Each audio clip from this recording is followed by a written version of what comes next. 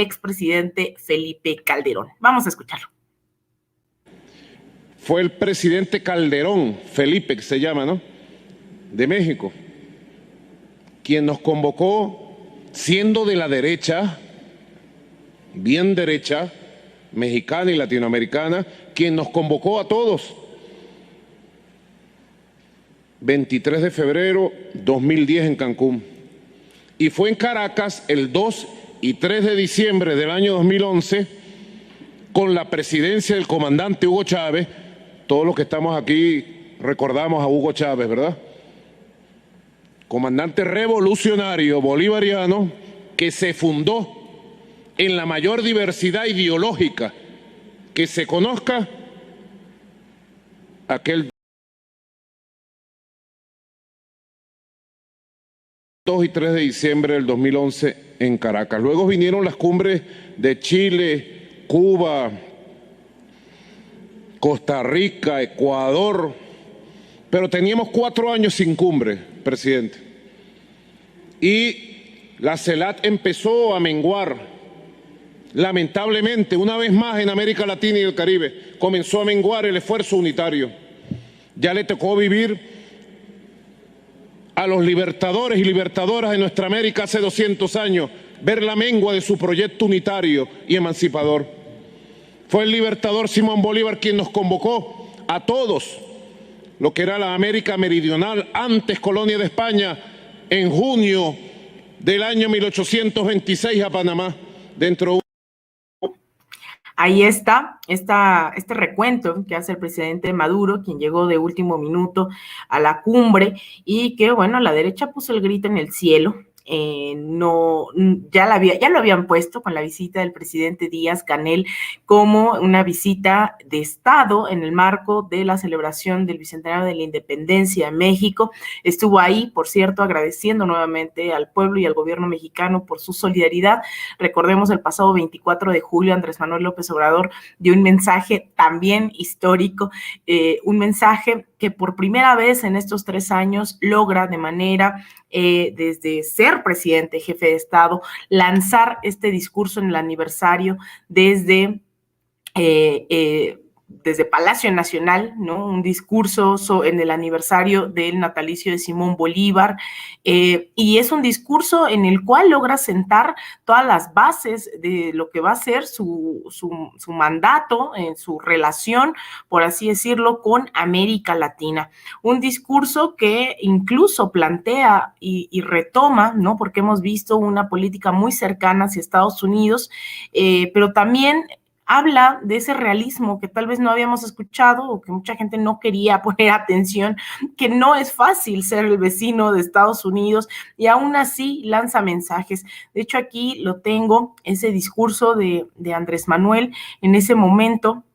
Dice Andrés, insisto, es en el marco del aniversario del natalicio de Simón Bolívar.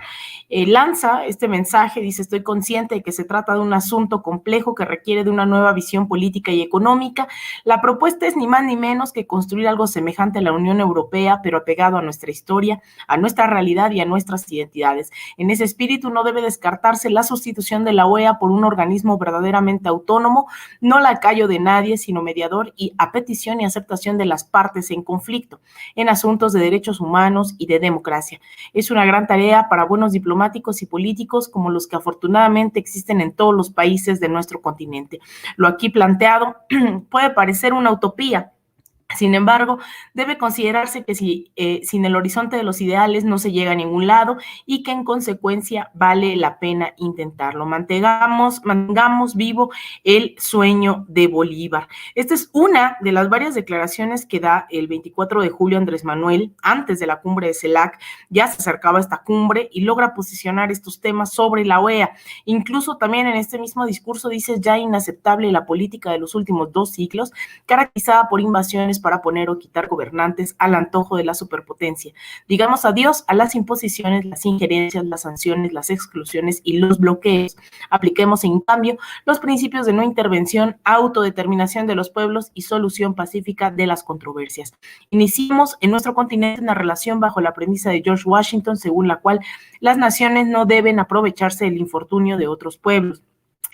Hay una parte que yo quisiera descartar mucho pensando en quiénes nos están viendo, porque yo creo que los acentos, ¿no? Y lo hará yo, Vicente, durante esta semana, en algún momento yo planteaba esta necesidad de repensarnos de la OEA, después de ver el golpe de Estado en Bolivia, después de los intentos de invasión hacia Venezuela, la OEA, mejor conocido el Ministerio de las colonias de Estados Unidos, que acaban de esta transmisión, usted tiene que ir a buscar una canción de la OEA, creo que se llama Qué risa da la OEA. Esto no es nuevo, este debate, es un debate ya desde hace varias décadas, qué hacer.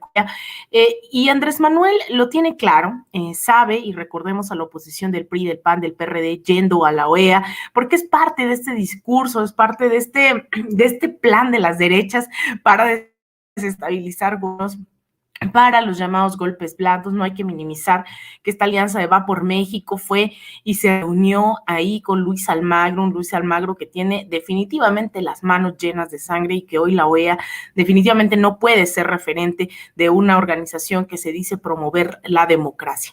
La OEA es un instrumento al servicio de Estados Unidos que con silencios en golpes de Estado a gobiernos progresistas u orquestando golpes de Estado, sirve a los intereses totalmente de Washington. Y en ese sentido, si bien Andrés Manuel, en su rol diplomático de jefe de Estado, ha sido muy intencional en mantener esta relación cordial con Estados Unidos, lo cierto es que Estados Unidos no es un amigo, no es amigo de la región.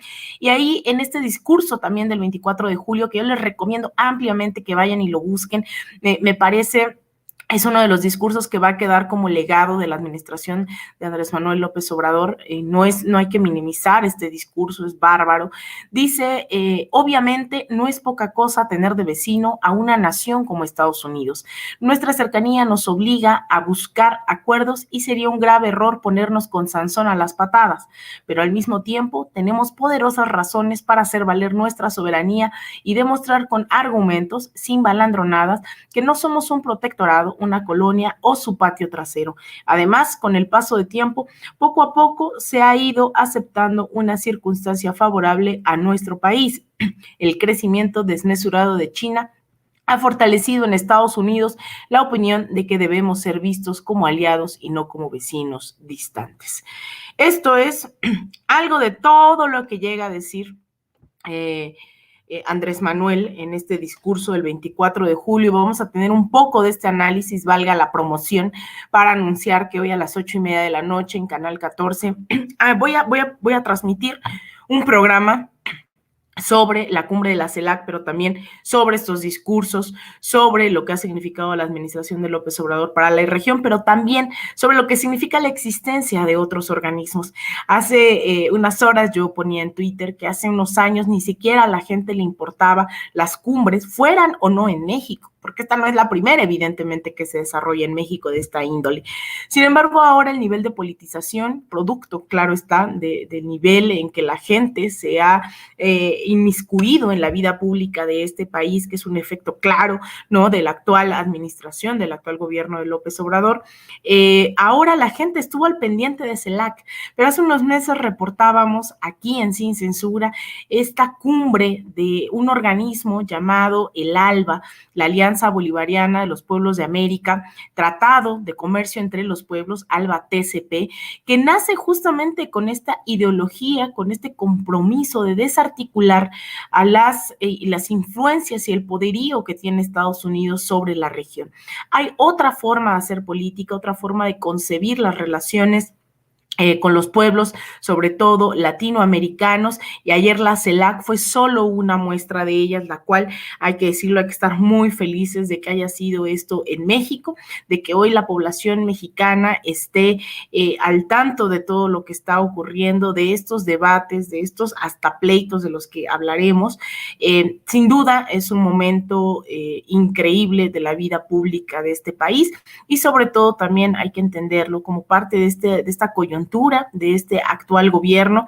Estamos viendo esta necesidad del presidente Andrés Manuel López Obrador de generar estas nuevas alianzas. Hace 2 años esta reunión no creo que hubiese sido posible, es decir, hay un proceso también hay muy dialéctico en el que lo que está pasando en América Latina impacta directamente en el proceso mexicano, pero también lo que está pasando en Estados Unidos impacta también en las relaciones que pueda tomar México, y también obviamente el cómo se mueven las derechas latinoamericanas.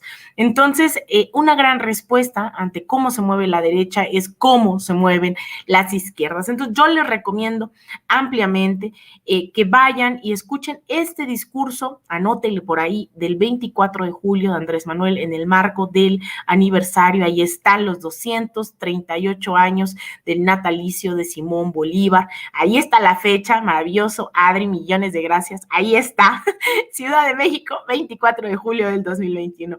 Ese discurso es el que ustedes tienen que escuchar para entender un poco desde dónde Andrés Manuel está hoy operando las relaciones con América Latina, pero que tampoco es menor, está retando también de alguna forma, la palabra tal vez no es retar, está pidiendo, está interlocutando con Estados Unidos de una manera distinta, pidiendo abiertamente un cese al bloqueo de Cuba, una CELAC fortalecida que había sido desarticulada por las derechas, y pues bueno, también insistir en que ojalá próximamente, y espero el 2022, no es secreto, el 2022 hay elecciones en Brasil, y todo apunta a que va a ganar Lula da Silva, y en ese sentido, seguramente Lula, quien fue uno de los fundadores de la CELAC, también estará Brasil regresando a esta organización.